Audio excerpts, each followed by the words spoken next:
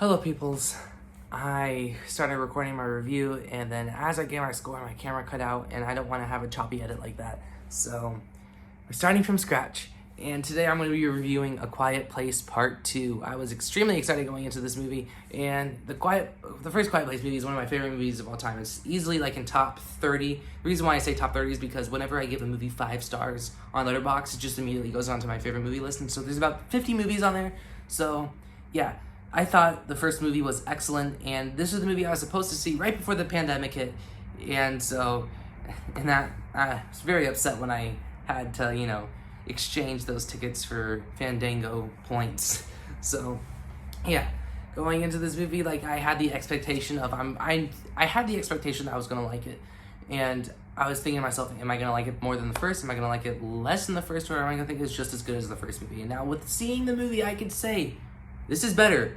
This was excellent. It really was. The whole entire cast, every single actor just did a fantastic job. I know the top 5 actors, first and last name.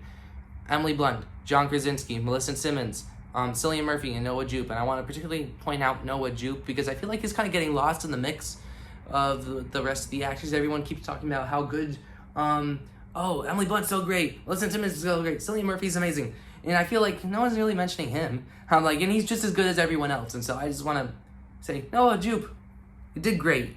Because everyone in this movie really did step it up, I think. And the person who stepped it up the most was John Krasinski in his amazing directing and writing. The first movie had a couple moments where I was like, okay, sure. There's a little bit of stretches of sure, I'll go with that. When it came to the writing. But the best thing about the writing in the first and second movie is that it has a strong emotional core. You feel for these characters. Every single emotion they feel, you feel it. You feel like you're watching something real. And that's, just how good John Krasinski is. Every single, particularly a scene towards the beginning, and I don't want to spoil anything, I'll just leave it at that. The scene towards the beginning, you just feel, I'll just say this, you feel pain from a specific actor. But yeah, everyone keeps talking about how good the opening scene is. And I remember lowering my expectations for the opening scene because when everyone tells you how great something is and how it's the best thing ever, it's always best to, kind of lower your expectations before you, see that. And my expectations were pretty high on this opening scene better be one of the coolest things ever, and it honestly was one of the coolest thing ever. Because watching this movie at first, I felt fairly numb going into it because it's been delayed so many times.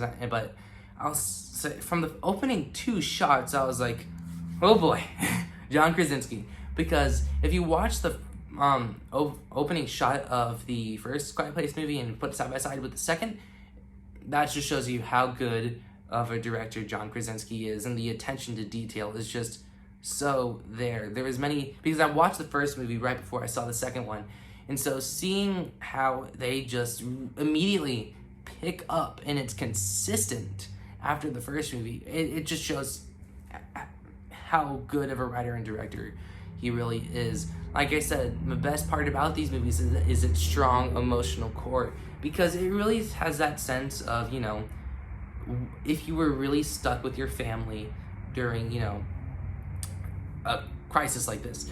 And I'll kind of get personal with this, and I'll say this is how good the writing is with this movie. My mom died when I was 2, and so sorry about the background noise, I'm near a heavy highway, but my mom died when I was 2, and so I grew up basically with just a dad. And I'll just say, these movies almost gave me a sense of what it's really like to have a mom. That's how good the writing is in these movies, because it's just, these aren't no stupid horror movie characters. They know what they're doing. They're real characters, great performances, and it's just because for someone who grew up without a mom in his life, and I kind of feel like what it's like to have a mom now, even I get that sense of what it's like to have a mom just by watching these 2 movies, and no other movie has done that before. That's how good the writing is. Like when it comes to emotion and characters, the writing is perfect. My one small complaint with this movie, I will say, is towards the end. And there's a little bit of a stretch of belief when it comes to a boat. And if you're watching this movie expecting to have a stretch of belief with a boat, it's not what you immediately think. It's not the first time you see this boat. You'll know it when you see it, and it had me kind of questioning it, and it didn't make that much sense to me. But it's almost needed to make the last act of the movie intense. They just really didn't know how to get a specific thing from point A to point B. And so there was a little bit of a stretch of belief there towards the end of the third act, and that's honestly my biggest problem with the movie. Heck, technically my biggest problem with the movie is that I just want it to be longer. I want a 5-hour Quiet Place Part 2, please. I need the Krasinski cut. Give me it now, because honestly, I want these movies to be longer. I'm sure after watching this second one, I'm not saying that it leaves on a cliffhanger. I'm just pretty sure they're going to do a part 3. I don't see why they wouldn't do a part 3. Because there's so much more left to do with this world. John Krasinski, he has that strong emotional core to it. The characters aren't stupid. They know what they're doing. It's creative. It's consistent. It's everything you want out of a sequel for this Quiet Place world. Because going into this, another way to put it is with a sequel like this, it's either going to be an Empire Strikes Back or maybe like an Age of Ultron. And I'm not saying Age of Ultron is bad. Age of Ultron's good. It's just nothing compared to the first movie.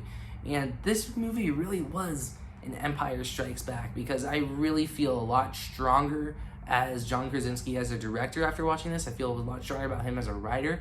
And I really have faith in whatever he does in the future when it comes to writing and directing. No matter what it is, doesn't have to be a Quiet Place.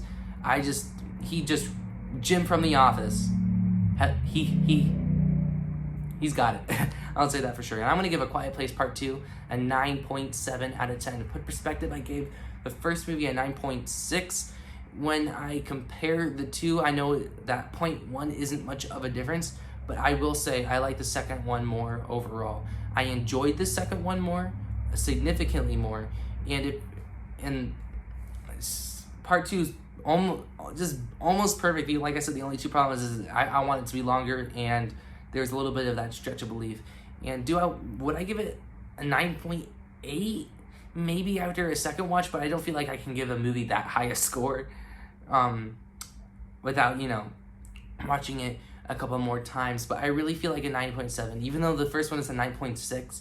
They're both really strong movies.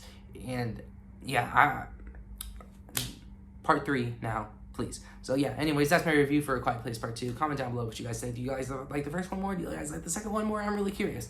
So yeah, anyways, like I said, comment down below. So like, share, subscribe, and stuff like that, and adios.